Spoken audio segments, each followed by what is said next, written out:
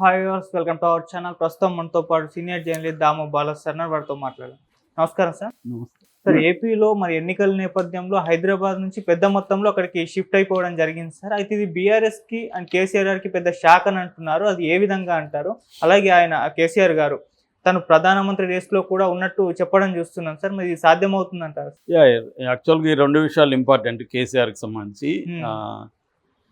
మొదటిది ఆంధ్ర సీమాంధ్రులు, ఎందుకంటే గతంలో 39 సీట్లు ఆయనకి మొన్న ఎలక్షన్లలో రావడానికి ప్రధాన కారణం గ్రేటర్ హైదరాబాదే. ఇది కాపాడకపోయింటే ఆయన పరిస్థితి ఇంకా దారుణంగా ఉండేది.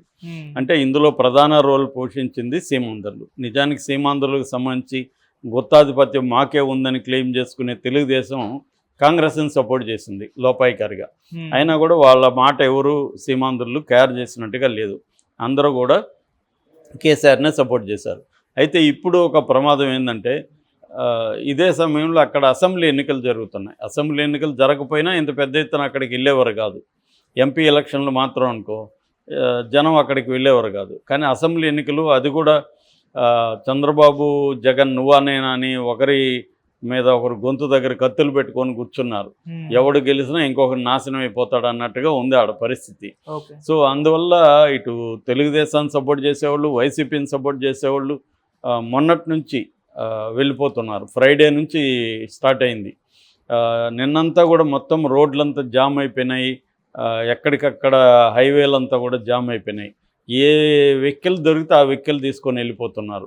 మళ్ళీ ట్రైన్లు, బస్సులు ఫుల్ అయిపోయినాయి. దాదాపు 300 బస్సులు పర్ డేకి ఒక ఆంధ్రప్రదేశ్ ప్రభుత్వమే వేసింది.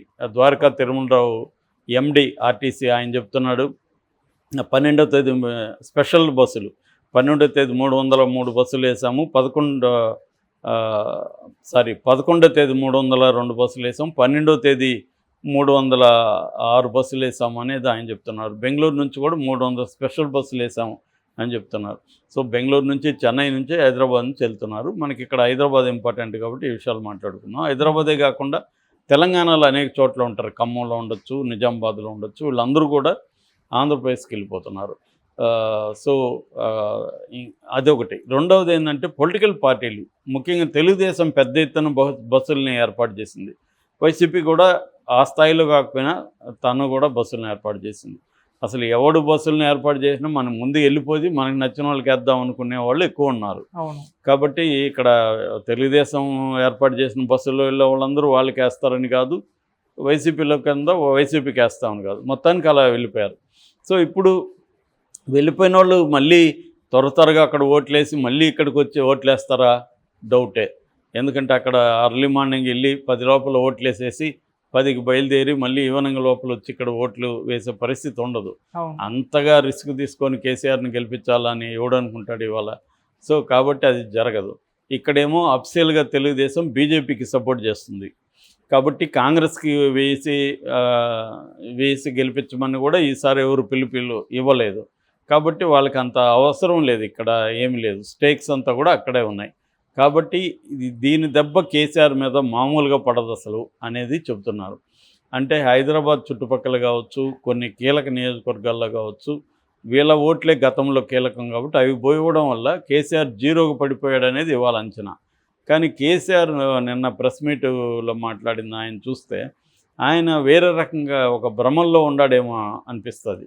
అంటే ఉట్టికి ఎగరలేనమ్మ ఆకాశానికి నిచ్చెనేసిందని ఒక సామెత ఉంది. అంటే ఉట్టంటే తెలుసు కదా, మన ఇళ్లలో ఒక దారాలతో ఏలాడి తీసి కట్టుంటారు. సో దాన్ని పట్టుకోలేకపోయిన వ్యక్తి ఆకాశానికి ఎగురుతాను, లేకపోతే నేను స్వర్గానికి ఎగురుతాను అని చెప్తే ఎలా ఉంటుందో అలాగే ఉంది కేసీఆర్ నిన్న మాట్లాడింది. ఆయనకి ఇక్కడే తెలంగాణలో పరిస్థితి ఘోరంగా ఉంది. ఇక్కడ ఒక సీటు వస్తుందో రాదు తెలియదు. నేను పిఎం రేసులో ఉన్నానని నేను అనౌన్స్ చేశాడు. అది ఏం సార్ ఇది? కేఏ పాల్ కూడా ఇలా మాట్లాడు అని అందరూ అంటున్నారు, కామెంట్లు పెడతారు. మీరేంది కేఏ పాల్ కంటే ఘోరం అయిపోయారు? కేఏ పాల్ కూడా నేను ప్రధానమంత్రి అంటు, మహా అంటే ముఖ్యమంత్రి అంటాడు.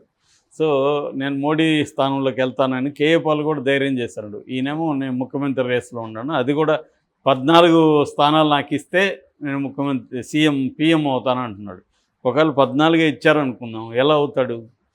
అంటే ఈయన మేబీ దేవేగౌడ అయినప్పుడు నేను అవ్వలేనా అనుకోవచ్చు ఆయన.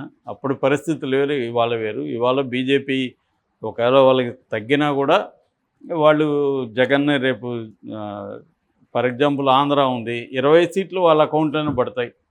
జగన్ కాంగ్రెస్కి వెళ్ళడు కాబట్టి మళ్ళీ బీజేపీకే వెళ్తుంది. సో బీజేపీకి ఇస్తాడు, అక్కడ 20 సీట్లు వచ్చినట్టే కదా. ఈయన సౌత్ ఇండియాలో 10 కూడా రావు అంటున్నాడు. 10 ఎందుకు రావు, ఆల్రెడీ ఆంధ్రప్రదేశ్లో 25 వాళ్ళవే. సో అది ఎవరికైనా తెలుసు, మరి కేసీఆర్కి ఎందుకు తెలియదు. సో తెలంగాణలో కూడా మినిమం 8 వస్తాయని అంటున్నారు, కనీసం 5-6 అయితే వస్తాయి కదా. ఇక్కడ కర్ణాటకలో ఒక 5-6 వస్తాయి కదా. కాబట్టి ఖచ్చితంగా తీసుకున్నప్పుడు అక్కడ ఒక 25, ఇక్కడ ఒక 10, 35-40 సీట్లు సౌత్ ఇండియాలో వాళ్ళకి గ్యారంటీ ఉన్నాయి. వాళ్ళు చెప్పే 70 రాకపోవచ్చు, కానీ ఒక 30 వరకు అయితే సౌత్ ఇండియాలో లెక్కేసుకుంటే, అంటే అది స్ట్రిక్ట్గా వాళ్ళ అకౌంట్ కాకపోవచ్చు, కానీ 25 కూడా వాళ్ళ అకౌంట్లు వేసేస్తాము మనం. ఎందుకంటే మోడీ జగన్ ఒకటే అనేది ఇప్పటికి కూడా కనిపిస్తూనే ఉంది మనకి. కాబట్టి ఈయన కళ్ళగానే మిగిలిపోతుంది. మరి ఎందుకు మాట్లాడుతున్నాడు ఇలాగా అన్నప్పుడు ఈయన ఇదేంటంటే, ఒకటి బీఆర్ఎస్ని టీఆర్ఎస్గా మార్చమని ప్రెజర్ వస్తుంది. నిజానికి టెక్నికల్గా మార్చే పరిస్థితి లేదు. రెండవది, నేను బీఆర్ఎస్ఏ నేను మళ్ళీ దేశవ్యాప్తంగా చేస్తాను అని చెప్పుకోవాలి. మూడో పాయింట్ ఏంటంటే, ఇక్కడ ఈ ఎలక్షన్లు అనేవి లోకల్ సమస్యల మీద జరగవు. ఎంపీ ఎలక్షన్లు నేషనల్ ఇష్యూస్ మీద జరుగుతాయి. అందుకని మోడీకి ఆల్టర్నేటివ్గా నేను కూడా ప్రధానమంత్రి అవుతాననే ఒక నెరేటివ్ని కేసీఆర్ తీసుకెళ్తున్నాడు. అంతవరకు ఓకే, కానీ అది బిలీవబుల్గా ఉండాలి. ఎప్పుడైనా ఒక విషయం చెప్పేటప్పుడు ఇది సాధ్యమా అన్న డౌట్ రాకూడదు జనాలకి, సాధ్యమే అనుకోవాలి. ఎవడు అనుకుంటాడు కేసీఆర్ ఇప్పుడు ప్రధానమంత్రి అవుతాడు? ఎక్కడ నువ్వు ముఖ్యమంత్రి అవ్వలేకపోయావు, ఇక్కడ బోల్తా పడ్డావు, ఇప్పుడు అసలు ఒక ఎంపీ టికెట్ వస్తుందో రాదో దిక్కులేదు నీకు. ఈయనేం చెప్తున్నాడు, 0 or 1 అంట బీజేపీకి. 0 or 1 బీజేపీకి కాదు, కేసీఆర్కి 0 or 1 అందరూ చెప్తుండేది. ఆల్ సర్వేలు 0 నుంచి 1 వస్తే మహా రావాలి, అది కూడా గ్యారంటీ లేదు. ఇది ప్రైవేట్గా జర్నలిస్టుల సర్కిల్ కానీ లేకపోతే సర్వేలు చేసే వాళ్ళు అందరూ చెప్పేది. 0 కావచ్చు లేదా 1 రావచ్చు. 8 అంటే బీజేపీకి 8 రావచ్చు, కాంగ్రెస్కి 8 రావచ్చు, 1 ఎంఐఎంకి వెళ్తుంది. ఇది అందరూ చెప్తున్న మాట. ఇది ఆయన కేసీఆర్ పక్కన పెట్టేసి నాకు 14 ఇవ్వండి నేను వెళ్తాను అని చెప్తున్నాడు. అట్లాగే ఆయన కొన్ని మాటలు కూడా అన్నాడు. అదేంటంటే సన్ఫ్లవర్ గ్యాంగ్ అని పేరు పెట్టాడు ఆయన. సన్ఫ్లవర్ గ్యాంగ్ అంటే అధికారంలో ఎక్కడికుంటే అక్కడికి పువ్వు తిరిగినట్టుగా తిరిగిపోతారని. ఓకే, అది ఈయనకు కూడా వర్తిస్తుంది కదా. ఈయన అధికారంలో ఉన్నప్పుడు కాంగ్రెస్ నుంచి, తెలుగుదేశం నుంచి, చివరికి సిపిఐ నుంచి కూడా లాక్కున్నాడు కదా. మరి ఇప్పుడు ఈయన వేరే వాళ్ళని విమర్శించే హక్కు ఈయనకేముంటుంది? ఈయన కంఫర్టబుల్ మెజారిటీ ఉన్నా కూడా వాళ్ళంతా లాక్కున్నాడు. మరి ఇప్పుడు కాంగ్రెస్ కంఫర్టబుల్ మెజారిటీ కూడా లేదు, 4 ఉన్నారు ఎక్స్ట్రా, సిపిఐ కలుపుకుంటే 5. సో వాళ్ళకి లాక్కోవాల్సిన అవసరం కూడా ఉంది. ఎందుకంటే రేపొద్దున బీజేపీ, ఎంఐఎం, బీఆర్ఎస్ కలవు అని గ్యారంటీ ఏం లేదు కదా. సో కలిస్తే వాళ్ళ ప్రభుత్వం కూలిపోవచ్చు కదా, వీళ్ళ దగ్గర నుంచి ఒక 6-7 మందిని లాగేస్తే. కాబట్టి రేవంత్ రెడ్డికి అవసరం ఉంది. అంటే ఇక్కడ కేసీఆర్ ఏంటంటే, తాను ఇంకా రెలవెంటు, నేను ఇంకా దేశ రాజకీయాల్లోకి వెళ్తాను, మహారాష్ట్ర నుంచి నాకు ఆహ్వానం వస్తుంది, ఇవన్నీ మాట్లాడుతున్నాను. మహారాష్ట్ర నుంచి ఈయన ఎవడు పిలుస్తాడు? ఈయన ఇప్పుడు ఎందుకు పిలుస్తారు? నువ్వు నీ సొంత గడ్డ మీద ఏదన్నా సాధిస్తే పక్కనే ఏమన్నా సాధిస్తాడు అనుకొని పిలుస్తారు. నువ్వే ఇక్కడ కోమాలో ఉండేవాడిని ఎవడన్నా వచ్చి నా తరఫున ఫైట్ చేయంటాడా? ఫైట్ చేయాలంటే నువ్వు ఫిట్గా ఉండాలి, ఫస్ట్ ఫామ్లో ఉండాలా, ఫిట్గా ఉండాలి. నువ్వు ఫామ్లో లేదు, ఫిట్గా లేదు, నేను ఎందుకు పిలుస్తారు?